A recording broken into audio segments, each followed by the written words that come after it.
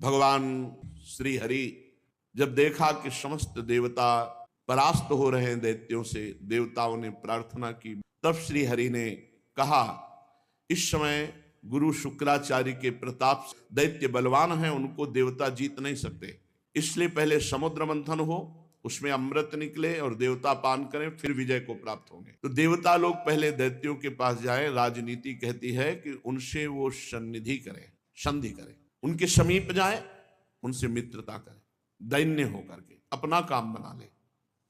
देवता लोग निहत्थे होकर, ग्रीवा झुकाकर दैत्यों के पास गए। पहले तो सेनापतियों ने बंदी बनाना चाहा, पर धर्म के रहस्य को जानने वाले महाराज बलि ने मना कर दिया और कहा देखो ये संधि का अवसर है, ये देखो अस्त्र शस्त्र लेके नहीं आए। पूरी बात रखी गई समुद्र मंथन की। दैत्यों ने इशारे में कहा कि हाँ कह दो, क्योंकि इनको एक बूंद अमृत नहीं मिलेगा, हम सब छीन के पी जाएंगे। हाँ कह दिया गया। अब मथानी कौन बने? तो मंदराचल को 10,000 योजन स्वर्ण, तांबा और लोहा, 3 धातुओं से बना हुआ, 10,000 योजन ऊंचा। सब देवता दैत्य बड़ी ताकत लगा करके उखाड़े, वो फिसल गया। बहुत से दैत्य देवता अंग भंग और मृत्यु को प्राप्त हुए। देवताओं ने भगवान का स्मरण किया। गरुड़ पर सवार होकर अजित भगवान उपस्थित हुए। मंदराचल को एक हाथ से उठा के गरुड़ पे रखा, अमृत दृष्टि से समस्त देवता और दैत्यों को पुष्ट किया। अब समुद्र में मंदराचल विराजमान किया गया। बहुत सी औषधि लता जो जो भगवान ने कही सब उसमें डाली गई। देवता और असुरों ने नागराज वासुकी को रिझा लिया और उनको वचन दिया कि समुद्र मंथन में प्राप्त होने वाले अमृत में तुम्हारा हिस्सा होगा, आप रस्सी बन जाएं। मथानी बना मंदराचल, रस्सी बने वासुकी नाग। वासुकी नाग को नेति के समान मंदराचल में लपेट दिया गया। समुद्र मंथन आरंभ हुआ। अजित भगवान ने देवताओं को इशारा किया, मुख की ओर लग जाओ।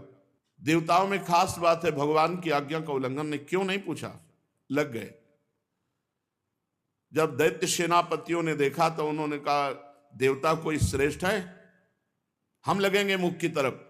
सांप के पूंछ का भाग जो है ये निकृष्ट माना जाता है, हम इसे नहीं पकड़ेंगे। भगवान ने देवताओं को इशारा किया, आ जाओ पूंछ की तरफ, क्योंकि जब नेति बन करके मंदराचल घुमाया जाएगा, भारी विष की ज्वाला वासुकी नाग के मुख से निकलेगी। तो देवताओं को बचाने के लिए भगवान ने पहले ऐसा किया था। देवताओं ने पूंछ पकड़ ली और दैत्य मुख की ओर हो गए। बड़े बड़े असुरों के भुजाओं और देवताओं की दैवी शक्ति से युक्त होकर मंदराचल जीव ही घुमाया जाने लगा, तो ही समुद्र में डूबने लगा। अब तो सब देवता दैत्य निराश होने लगे, मन टूट गया, उदासी छा गई। भगवान ने तुरंत कच्छप रूप धारण किया। भगवान का एक कच्छप अवतार है, विशाल काय भगवान की पीठ। समुद्र में प्रवेश करके मंदराचल के नीचे जाकर कच्छप भगवान अपनी पीठ में मंदराचल ले लिया। भगवान की शक्ति अनंत है, वे सत्य संकल्प हैं, उनके लिए कौन सी बड़ी बात है। देवता और असुरों ने देखा कि मंदराचल ऊपर उठने लगा, तब फिर से उत्साहित होकर समुद्र मंथन किया। भगवान कच्छप की पीठ का विस्तार कितना था? 1,00,000 योजन, क्योंकि 10,000 योजन चौड़ा और लंबा तो मंदराचल है। 1,00,000 योजन भगवान कच्छप की पीठ, 1,00,000 योजन तक फैली हुई अपनी पीठ पर मंदराचल घूम रहा है। तो भगवान को ऐसा सुख हो रहा है जैसे कोई पीठ खुजला रहा हो। बड़े बड़े देवताओं में दैवी शक्ति और असुरों में आसुरी शक्ति भगवान ने प्रवेश की। फिर मंदराचल को घुमाया जाने लगा। भगवान की पीठ में मानो खुजली हो रही हो, ऐसे मंदराचल लगता है। समुद्र मंथन भगवान के बल से हुआ। देवताओं में दैवी शक्ति, असुरों में आसुरी शक्ति, वासुकी नाग में निद्रा, नीचे कच्छप रूप से, ऊपर 1000 सहस्त्रबाहु रूप से ऊपर भी दबाए हुए हैं। ये देवता नहीं जान रहे। पर्वत के ऊपर 1000 भुजाएं धारण करके ऊपर से भगवान उसे आकाश में ब्रह्मा शंकर इंद्र आदि भगवान के ऊपर पुष्पों की वर्षा कर रहे हैं। इस प्रकार भगवान पर्वत के ऊपर सहस्त्राबाहु रूप से 1000 भुजाएं धारण करके नीचे को दबा रहे हैं, नीचे कच्छप रूप से ऊपर को उठा रहे हैं। देवताओं में दैवी शक्ति, असुरों में आसुरी शक्ति, पर्वत में दृढ़ता, वासुकी में निद्रा, स्वयं भगवान के द्वारा ही समुद्र मंथन हो रहा है। अब तो भगवत बल से उन्मत्त होकर मंदराचल को बड़े वेग से घुमाया गया, समुद्र मंथन शुरू हुआ। उस समय समुद्र और उसमें रहने वाले मगर, मछली आदि जीव क्षुब्ध हो गए। नागराज वासुकी के हजारों कठोर नेत्र मुखों से, श्वासों से विष की ज्वाला निकलने लगी। उससे पौलोम काल के बलि, इलवल आदि असुर निस्तेज हो गए, जलने लगे। ऐसे जान पड़ते थे मानो दावानल से झुलसे हुए साखू के पेड़ खड़े हों। देवताओं में भी ताप आया। वासुकी नाग के श्वास की लपटों से देवता भी निस्तेज होने लगे। वस्त्रमाला, कवच, मुख ये सब झुलस गए। भगवान ने तुरंत प्रेरणा की, मेघ छा गए और वर्षा होने लगी, जिससे फिर बल आया दैत्यों में और देवताओं में। समुद्र मंथन फिर जोर से शुरू हुआ। पहले समुद्र मंथन में विष निकला, विष। ध्यान रखो, जब कोई साधन मार्ग में चलता है तो पहले विष पीना पड़ता है। यम ही न व्यथ्यन्ते ते पुरुषम पुरुषर्षभ सम दुखा सुखाधीरम स्वमृतत्वाय कल्पते। जो इस विष को पीता है, सुख दुख को समान भाव, मान अपमान, निंदा स्तुति, काम क्रोध लोभ, ये सब विष हैं। इनको जो पीता है वही अमृत पद का अधिकारी होता है। भगवान मेघ के समान सांवले शरीर पर सुनहला पीतांबर, कानों में बिजली जैसे चमकते हुए कुंडल, सिर पर मुकुट, घुंघराले बाल, नेत्र लाल लाल रेखाओं से युक्त, गले में बनमाला सुशोभित, संपूर्ण जगत को अभय दान करने वाले विश्व विजयी भगवान अजित ने अपने भुजदंडों से वासुकी नाग को पकड़कर जे भी मंदराचल की रफ्तार बढ़ाई, ते भी खलबली मच गई। मछली, मगर, सांप, कछुए भयभीत होकर ऊपर आ गए। तिमिंगल आदि मत्स्य, समुद्री हाथी, ग्राह व्याकुल हो गए। जे भी ऐसा मंथन हुआ कि सबसे पहले ऊपर हलाहल नामक अत्यंत उग्र विष निकला। अब वो समुद्र मंथन से निकला हुआ विष 10 दिशाओं में फैलने लगा। इससे सारी प्रजा मर जाएगी, सब प्रकृति भस्म हो जाएगी, ऐसा ये विष है। भगवान अजित ने कहा, भगवान शंकर की शरण में चलो। पहले निकले हुए इस हलाहल नामक विष से भगवान सांब सदाशिव ही बचाएंगे। भगवान शंकर सती जी के साथ कैलाश पर्वत पर विराजमान थे। बड़े बड़े ऋषि मुनि उनके वचन सुन रहे थे। भगवान शिव उपदेश कर रहे थे। तीनों लोगों को अभ्युदय और मोक्ष के लिए बड़े बड़े ऋषि मुनि उनकी आराधना करते हैं, भगवान शिव की। प्रजापतियों ने दर्शन किया और भगवान महादेव जी की स्तुति की। देव देव महादेव भूतात्मन भूत भावनो त्राहिना शरणापन्नास त्रैलोक्ये दहनाद विषाद तुम्हें कहा सर्व जगत ईश्वरो बंध मोक्षयो तम त्वामर्चन्ति कुशलाः प्रपन्नार्तिहरम गुरु। हे जगत गुरु, हे देवाधिदेव, हे समस्त प्राणियों की आत्मा और जीवन दाता, हम सब लोकपाल आपकी शरण में आए हैं। समुद्र मंथन में त्रिलोकी को भस्म करने वाला हलाहल उग्र विष प्रकट हुआ है, उससे आप हमारी रक्षा कीजिए। सारे जगत को बांधने और मोक्ष मुक्त करने में एकमात्र आप समर्थ ईश्वर हैं। इसलिए हे भगवान शिव, विवेकी पुरुष आपकी आराधना करते हैं, क्योंकि आप शरणागत की पीड़ा नष्ट करने वाले एवं जगत गुरु हैं। प्रभु, अपनी गुणमयी शक्ति से इस जगत की सृष्टि, स्थिति, प्रलय ये आप करते हैं, पर आप एक रस रहते हैं। जितने भी देवता, मनुष्य, पशु, पक्षी, सत असत चराचर प्राणी हैं, सबके जीवन दाता देवाधिदेव आप ही हैं। आपके अतिरिक्त सृष्टि भी और कुछ नहीं, क्योंकि आप सबकी आत्मा हैं। हे सर्वदेव स्वरूप, आपका मुख अग्नि है। तीनों लोकों के अभ्युदय करने के लिए हे शंकर, ये पृथ्वी आपका चरण कमल है।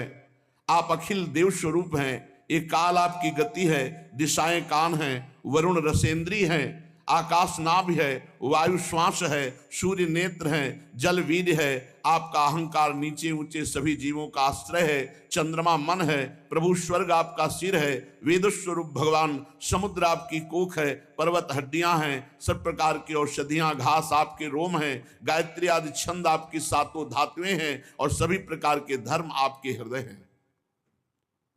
हे स्वामिन, सद्योजात आदि 5 उपनिषद ही आपके तत्पुरुष अघोर, सद्योजात, वामदेव, ईशान नामक 5 मुख हैं।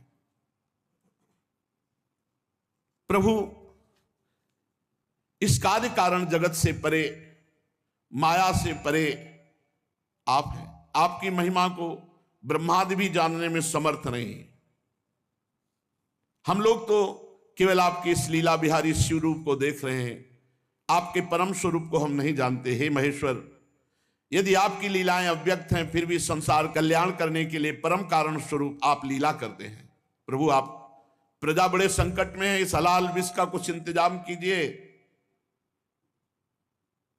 भगवान शिव ने कहा सती जी से, देवी, ये बड़े खेद की बात है कि समुद्र मंथन से कालकूट विष निकला और प्रजा बड़ी दुखी है। इसलिए हमें समस्त प्रजा की रक्षा करनी चाहिए। मेरा कर्तव्य है, ये मेरी शरण में आए हैं, मैं इन्हें निर्भय कर दूं, क्योंकि जिसके पास शक्ति है, सामर्थ्य है, तो आए हुए शरणागत के दुख को मिटाना उसका धर्म बनता है। अगर अपने प्राणों की भी बलि देनी पड़े तो दे देना चाहिए, पर शरणागत को विमुख नहीं जाने देना चाहिए, उसकी रक्षा करनी चाहिए। कल्याणी, ये मोह पास में बंद करके जीव एक दूसरे से वैर की गांठ बांध लेते हैं। ऐसे अज्ञानियों पर जो कृपा करके उन्हें भगवत मार्ग में लगाता है, उनकी रक्षा करता है, उस पर भगवान श्री कृष्ण बहुत प्रसन्न होते हैं। और जब भगवान श्री कृष्ण प्रसन्न हो जाते हैं तो मैं, ब्रह्मा, चराचर जगत उसके ऊपर प्रसन्न हो जाता है। जहां पर कृपा राम की हुई, ता पर कृपा करे सब कोई। इसलिए मैं प्रजा के कल्याण के लिए इस विष को पीऊंगा। विश्व के जीवनदाता देवाधिदेव महादेव भगवान शंकर इस प्रकार सती देवी से कहकर विष को लेने के लिए तैयार हो गए। माताजी बड़ी कृपालु हैं और जानती भगवान शिव के प्रभाव को। उन्होंने अनुमोदन किया, हां प्रभु, ऐसा ही करना चाहिए। भगवान शंकर ऐसे करके आकर्षण किया और पूरे समुद्र मंथन से निकले हुए विष को अपने हाथ में ले लिया और उसको पी गए। पीकर हृदय में नहीं जाने दिया, यही गले में रोक लिया। पूरा श्याम गौरवर्ण का गला, पूरा श्याम वर्ण का, इसीलिए भगवान का एक नाम पड़ा नीलकंठ। भगवान शंकर का वो भूषण हो गया नीलकंठ। देवादिदेव भगवान शंकर सबकी कामना पूर्ण करने वाले हैं। उनका एक कल्याणकारी अद्भुत कर्म सुनकर दक्ष कन्या सती, ब्रह्मा जी, भगवान श्री हरि बहुत उनकी स्तुति की, प्रशंसा की। जब भगवान शंकर विष पान कर रहे थे तो 1-2 बूंद विष टपक गया। उसी से जितने भी विषैले जीव जंतु, विषैली औषधियां हैं, वो सब हैं। 1-2 बूंद टपक गया, उससे हैं। पूरी सृष्टि में इतना विष है, वो 1-2 बूंद से पूरा विष तो भस्म कर देता त्रिलोकी को। महादेव जी गले में आज भी रोके हुए हैं। भगवान शंकर ने विष पी लिया तो समस्या का समाधान हो गया। देवता और असुर बड़ी प्रसन्नता से समुद्र मंथन करने लगे। फिर समुद्र मंथन से कामधेनु प्रकट हुई। कामधेनु समस्त कामनाओं को पूर्ण करने वाली है। भगवान इशारा जिसे देते वही उसे स्वीकार करता। भगवान ने देवताओं को इशारा किया, कामधेनु देवताओं ने ले ली।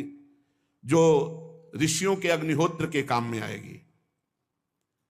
ब्रह्मलोक तक यज्ञ के उपयोगी पवित्र घी दूध आदि पहुंचाने के लिए ब्रह्मवादी ऋषियों को देवताओं ने कामधेनु प्रदान की। इसके बाद उच्चैश्रवा नामक घोड़ा निकला, उसे महाराज दैत्याधिपति बलि जी को दिया गया। वो चंद्रमा के समान श्वेत वर्ण का। इंद्र ललचा तो गए पर भगवान ने रोक दिया। महाराज बलि को उच्चैश्रवा मिला। तदनंतर थोड़ी ही देर बाद समुद्र मंथन के ऐरावत नामक हाथी निकला। बड़े बड़े 4 दांत, उज्जवल गोरे वर्ण का, कैलाश के समान देवराज इंद्र को दिया गया ऐरावत हाथी। फिर कौस्तुभ मणि समुद्र मंथन से निकली। देवता और दैत्य दोनों ने मिलकर वो मणि भगवान श्री हरि को पहनाई। जो वक्षा स्थल में कौस्तुभ मणि विराजमान है वो समुद्र मंथन से प्रकट हुई। इसके बाद स्वर्गलोक की शोभा बढ़ाने वाला कल्प वृक्ष वो देवताओं ने ले लिया। ये कल्प वृक्ष जो कामना करे वो पूर्ण कर देता है। इसके बाद अप्सराएं प्रकट हुई,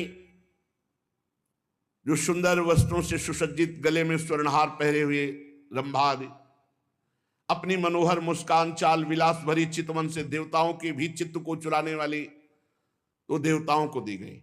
अप्सराएं देवताओं को दी गई। कल्पवृक्ष देवलोक में। इसके बाद शोभा की मूर्ति स्वयं भगवती लक्ष्मी देवी प्रकट हुई समुद्र से।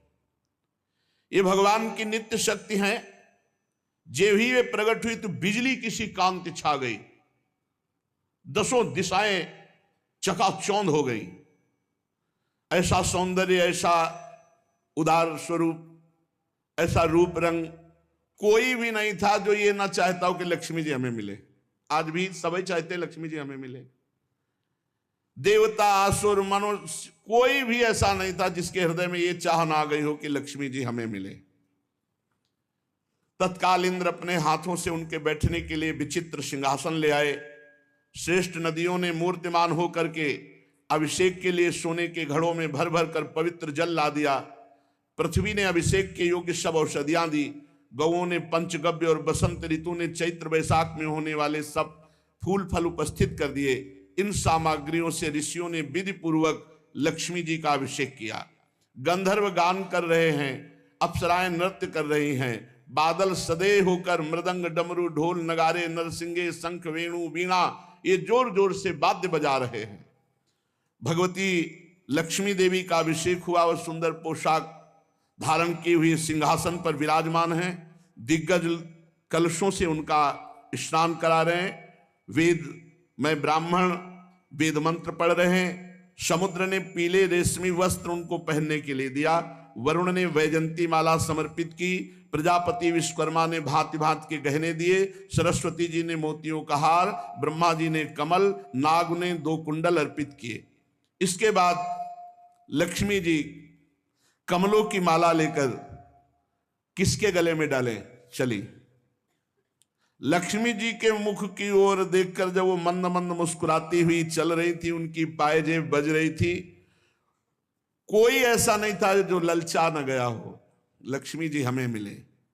पर वो चाहती थी जो हमें चाहे ना उसको हम वरण करें।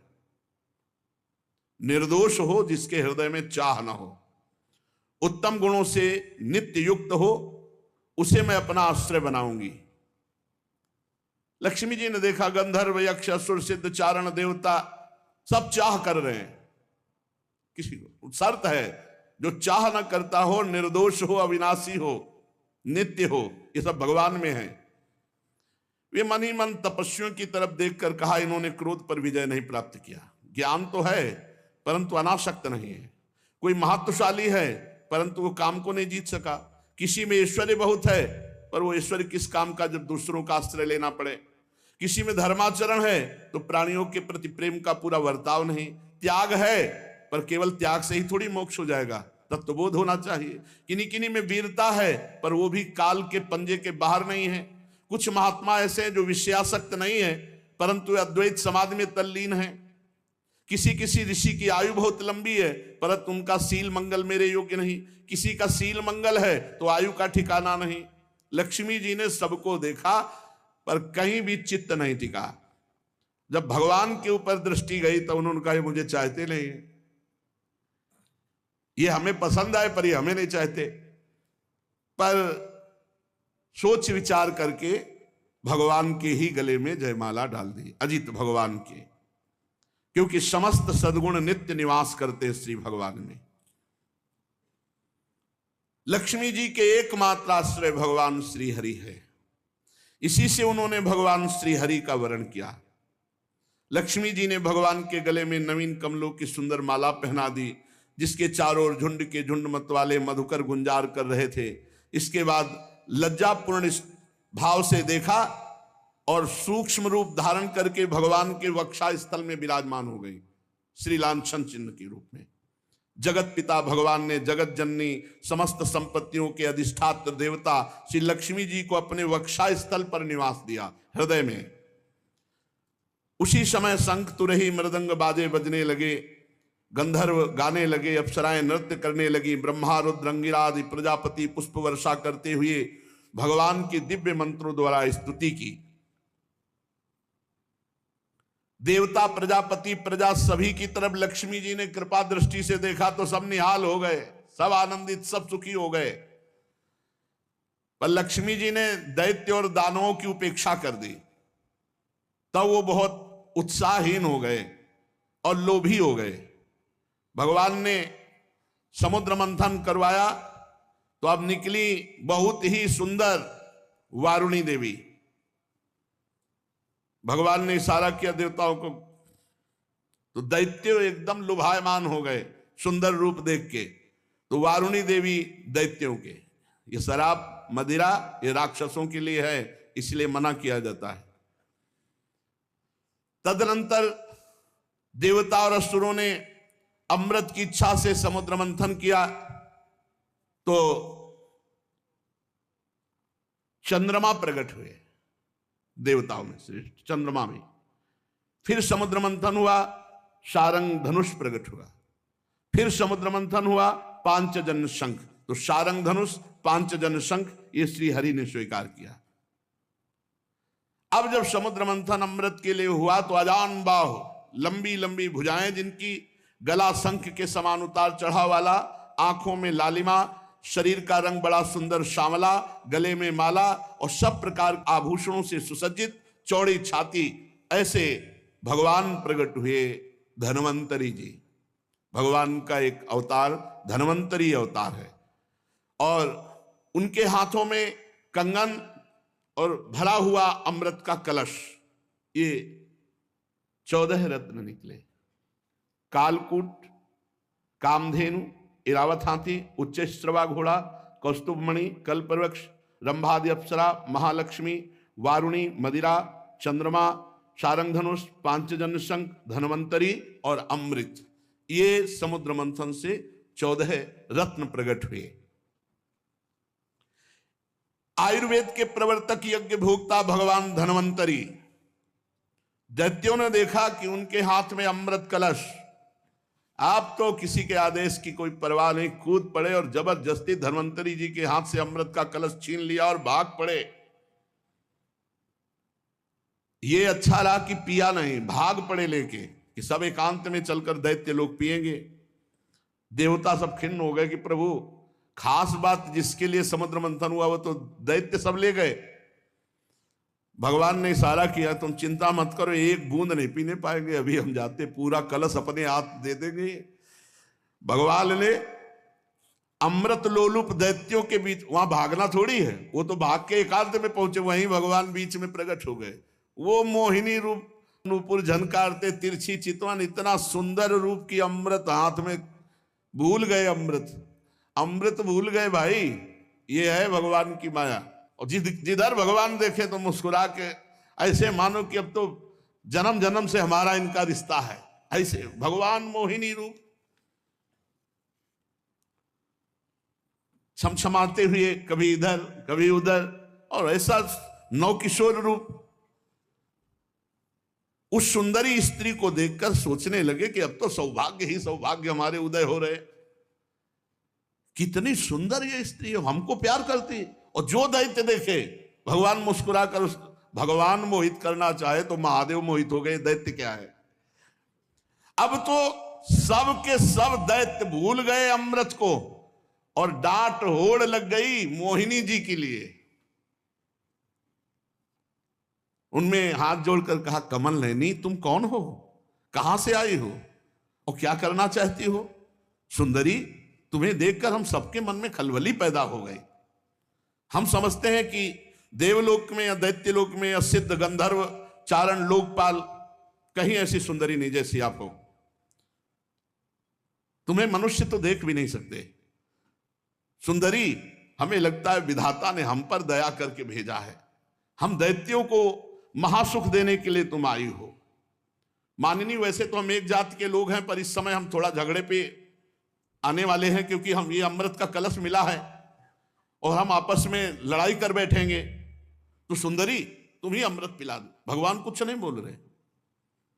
हम सब कश्यप जी के पुत्र हैं, तुम्हें हम अपना परिचय बता देते हैं और सगे भाई हैं। ये देवता लोग और हम दोनों के पिता एक ही हैं, कश्यप। ये अमृत का कलश लो और जैसा आप उचित समझो। असुरों ने जब इस प्रकार प्रार्थना की तो भगवान और जो स्त्री लुभावना चाल होती, चाल, मुस्कुराहट और चितवन से कटाक्ष करते हुए कहा, आप लोग महर्षि कश्यप के पुत्र हैं। पहले साफ बता दिया, हाँ, कि हमारे ऊपर दोष मत लगा, हम पहले बता रहे। आप लोग अमृत के बांटने का न्याय भार हमारे ऊपर डाल रहे हैं। अरे विवेकी पुरुष उल्टा स्वेच्छाचारणी स्त्रियों पर कभी विश्वास नहीं करते तुम्हें। और भगवान ये कहते हुए और मुस्कुरा रहे हैं। उनको लग रहा है कि मजाक कर रहे हैं। भगवान सत्य बोलते, त्रिकाल सत्य, कि ये रूप हमने धारण ही इसीलिए किया है, मैं किसी की नहीं हूं। ना आज तक हमको कोई पकड़ पाया और ना कोई पकड़ पाएगा मोहिनी रूप में। भगवान और हंसकर तिरछी कटाक्ष मार करके, कैसा भगवान स्पष्ट वर्णन कर रहे हैं कि हंसला मत हमारे पे। परीक्षित जी, मोहिनी जी की ये बात सुनकर दैत्यों के मन में आया कि मजाक कर रही है हमसे। उन्होंने हंस करके कहा कि देखो, तुम कोई भी हो, ये ले अमृत कलश। कलश लिया और तिरछी मुस्कान से भगवान ने मुस्कुराते हुए मीठी वाणी में कहा, देखो, यदि इतना विश्वास करते हो तो मैं उचित करूं या अनुचित बीच में टोकना नहीं। स्वीकार है? और मुस्कुरा दिया, बोले स्वीकार है। बस बोले अमृत बांट दे ले दो, फिर देख पाओगे कि क्या स्वीकार किया है। बड़े बड़े दैत्य कुछ जहां शंका में होते कि यार पूरा अमृत उसके हाथ में दे दिया, तो मोहिनी जी उधर ही देखती, तो फिर वैसे मंत्रमुग्ध होके रह जाता। मंत्रमुग्ध होके दैत्य रह जा। अरे महाराज, भगवान हैं, भगवान, उनकी माया ऐसी प्रबल है, देख लो। लोक लोकांतर फिर वो स्वयं मोहिनी रूप धारण किए। दैत्यो, बड़ी बारीकी से मेरी बात समझो। मैं उचित करूं या अनुचित बीच में टोकोगे नहीं। अगर टोकना तो ले अपना अमृत कलश। नहीं नहीं नहीं, और मुस्कुराते जा रहे हैं। मुस्कुराहट भगवान की माया का प्रादुर्भाव हुआ है मुस्कुराहट से। सब दैत्यों ने कह दिया स्वीकार है। भगवान ने कहा, हम भी स्वीकृत हैं, आपकी हैं। इसका कारण दैत्य मोहिनी स्वरूप के मूल को नहीं समझ पा रहे और देवता जान रहे, इसलिए मोहित नहीं हो रहे। एक भी देवता मोहित नहीं हुआ मोहिनी रूप में, क्योंकि जान रहे हमारे भगवान है। तो देखो, अमृत ऐसे नहीं मिलता। सब लोग पहले नहा के आओ, स्नान करो और पूजन करो, स्वस्थ वाचन कराओ, तब अमृत मिलेगा। सब नए नए कपड़ा पहन करके और कुशासन पर बैठो और सबका हिस्सा पूर्व की तरफ कुश का हो। अब देवता दैत्य फटाफट स्नान करके, भगवान ने इशारा किया देवताओं को कि नहाओ, कम जल्दी नए कपड़ा पहन के बैठ जाओ आके। और दैत्यों से कहा पूरा स्नान सब। और भगवान नूपुर की झंकार करते हुए देवताओं की तरफ नहीं, दैत्यों की तरफ, किसी के भी ज्ञान का स्फुरण ना होने पावे, सबको मंत्र मुग्ध किए। मोहिनी जी ने मुस्कान भरी चितवन से सब दैत्यों की तरफ कलश लेके निकली, बूंद नहीं पिलाया। आ रही हैं अभी। अब दैत्य तो इतना खुश हैं कि मोहिनी जी मिल गई। ये सुधरते हैं तो प्रियाजू के सामने ही सुधरते हैं। कर जो पीक दाली लिए खड़े जो निकुंज बड़े सीधे, नहीं तो बड़े टेढ़े महाराज। ये बहुत टेढ़े हैं इनको। अब ये अगर सीधे कहीं मिलते हैं ना तो प्रियाजू के सामने यहाँ वृंदावन में भोले भाले एकदम सीधे एकदम। महाराज जगत पिता भगवान है और वो मोहित कर रहे हैं। अब असुरों ने दृढ़ विश्वास करके भगवान के हाथ में अमृत कलश है और भगवान बांटने के लिए पहले दैत्यों के सामने से निकले, पर वहां कुछ और बांट रहे हैं। मुस्कान चितवन देवता पूर्ण विश्वास किए हुए कि मैं भगवान की शरण में हूं, भगवान परम मंगल करेंगे। दैत्यों की तरफ से आ रहे भगवान और उल्टा बैठाला, तुम इधर एक दूसरे की तरफ पीछे मुड़कर नहीं देखेगा। अलग अलग पंक्ति कतार बांधकर दल में बैठाल दिया एक दूसरे की पीठ की तरफ। दैत्यों के पास से ऐसे गए मुस्कुराते हुए, और ये अमृत वो है जिसमें बुढ़ापा नहीं आता, कोई रोग नहीं होता, कोई शोक नहीं होता। अरे देवताओं को, पर वो भी भयभीत रहते हैं। और भगवान नाम रूपी जो अमृत पी ले तो भवरोग से मुक्त होकर देवलोक भी जो जहां छोटा पड़ जाए, ऐसा आनंद देवलोक में क्या आनंद है। वहां तो पुण्य क्षीणे मृत्यु लोके विसंति भगवत धाम नामामृत राधा नाम सुधारसम। इसलिए लुभायमान मत होना इस अमृत से कि बुढ़ापा ना आएगा। यानी मरने के लिए देवता भी तैयार हैं, मरना पड़ेगा उनको भी, क्योंकि जब प्रलय होती तो ब्रह्मलोक तक समिट जाता है। परीक्षित असुर उमंग तो रहे थे, तो समझा कि जैसे हमारे आगे से कलश लेके निकल गए, ऐसे देवताओं के आगे से निकल के भी शुरू हमारी तरफ से करेंगे। और पीठ की तरफ थे देवता, और वो इस पर विश्वास कर रहे थे कि मोहिनी तो हमसे सबसे ज्यादा प्यार करती है, भगवान ऐसा दर्शन कराए। और विश्वास करके चुपचाप बैठे रहे। मोहिनी जी में इतना प्रेम था दैत्यों का कि किसी की हिम्मत नहीं हुई कि टोक दे। भगवान ने देवताओं को इशारा किया, बिल्कुल लाइनबद्ध सब। एक दो तो हल्के से देखने की कोशिश पर भगवान मुस्कुरा के तिरछी दृष्टि भगवान की दैत्यों की तरफ, फिर वो शांत हो गए कि यार नाराज ना हो जाए मोहिनी जी। अब मोहिनी जी सबको अपने नेत्रों की दृष्टि में बांधे हुए और देवताओं को अमृत पिलाते चले जा रहे हैं। राहु ने देखा कि कुछ गड़बड़ है, कलश तो आधा से ज्यादा खाली हो गया, अभी पंक्ति देवताओं की चले, हमें लगता है दैत्यों को बूंद नहीं मिलेगा। तत्काल चंद्रमा और सूर्य के बीच में, वो तो पीठे घुमानी थी, तत्काल घुमाया और अमृत बटी रात। और भगवान बांटने की तरफ नहीं देख रहे थे, दैत्यों की तरफ देख रहे थे। चंद्रमा और सूर्य ने कहा प्रभु राक्षस है, दैत्य है। भगवान ने तुरंत सुदर्शन चक्र के द्वारा, तो केवल ऊपर का अमृत केवल गले तक पहुंच पाया था। आज भी चंद्र ग्रहण और सूर्य ग्रहण उसी से पड़ता है। भगवान ने सुदर्शन चक्र से उसका सिर काट दिया। अमृत का संसर्ग गले से होने से आज भी वो अमर है राहु, परंतु उसका जो धड़ है वो नीचे गिर गया। राहु पर्व के दिन पूर्णिमा और अमावस्या को बैर भाव से बदला लेने के लिए चंद्रमा और सूर्य पर आक्रमण किया करता है। भगवान ने लंबी चाल बढ़ाई, पूरे देवताओं को अमृत पिला दिया, फेंका कलश जहां एक बूंद भी नहीं। अब समस्त दैत्यों के सामने मोहिनी रूप, अरे खत्म मोहिनी रूप देखा, अरे बोले तो हरि ठग लिया, सब अमृत पिला दिया देवताओं को। अब तो सब के सब असुरगण अमृत से वंचित और भारी क्रोध धारण करके भगवान के प्रति की इसने छल कर दिया। दानों और दैत्यों ने बड़ी मेहनत की थी, फिर भी उन्हें भगवान से विमुख और आसुरी प्रवृत्ति होने के कारण अमृत पीने को नहीं दिया गया कि बिना अमृत पिए तो ऐसा विनाशकारी खेल खेलते हैं, अगर अमृत पी लिए तो फिर तो बहुत ही आतंक मचा देंगे। भगवान ने समुद्र को मथकर अमृत निकाला और अपने शरणागत देवताओं को पिलाया, और फिर देखते देखते गरुड़ पर सवार हुए, जय श्री राधे, चले गए। जब दैत्यों ने देखा कि मेहनत तो हमने भी की, सफलता शत्रुओं को मिली, तब उन्होंने बड़े बड़े अस्त्र शस्त्रों से देवताओं पर आक्रमण कर दिया। अत्यंत भयंकर संग्राम हुआ, देवता और दैत्यों की घमासान लड़ाई, इसी को देवासुर संग्राम कहते हैं।